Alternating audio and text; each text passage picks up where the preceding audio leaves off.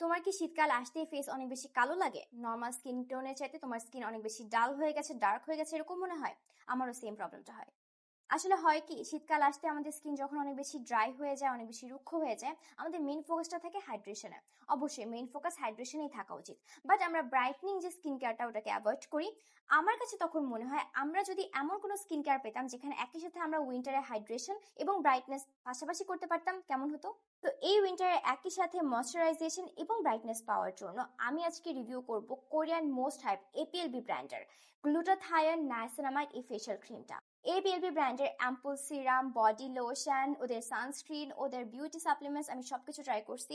আমার কাছে কিছু কিছু প্রোডাক্ট খুব ভালো লাগছে, কিছু কিছু প্রোডাক্ট আমার এটা ভালো লাগে নাই। আজকে আমরা রিভিউ করব এই ফেশিয়াল ক্রিমটা, অর্থাৎ একটা ময়শ্চারাইজার যেটা এই উইন্টারে তোমার জন্য কতটুকু সুইটেবল হবে আমরা দেখবো।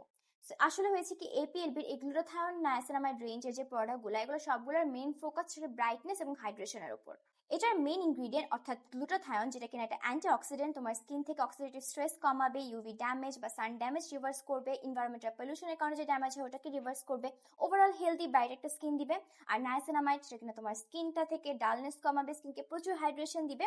এগুলো তো যেমন আছে, এছাড়াও এই ফেশিয়াল ক্রিমে স্পেশালি দেওয়া হয়েছে কি জানো? রাইস এক্সট্রাক্ট, বেশ কিছু ফ্রুটস এবং ন্যাচারাল প্ল্যান্ট এক্সট্রাক্ট, যেগুলো কোরিয়ান খুবই পুরনো আর্বস, খুবই লাইট ওয়েট জেল টাইপের একটা ময়শ্চারাইজার। তো যাদের যাদের অয়েলি স্কিন আছে আমার মতো, আমার কাছে মনে হয় তাদের জন্য এটা খুবই পারফেক্ট একটা ময়শ্চারাইজার হবে।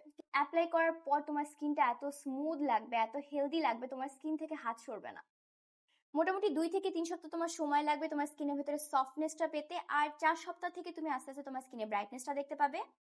মেইনলি উইন্টার এটা সুইটেবল কিনা তা দেখার জন্য এটাকে ট্রাই করলাম। আমার কাছে মনে হলো যে কেন আমি এটাকে সামার টাইমে ট্রাই করলাম না, কারণ সামার টাইমে এটা খুবই লাইট ওয়েট জেল টাইপের একটা ফর্মুলায় আসে, স্কিনে কোনো রকমের ঘামটামও দিত না।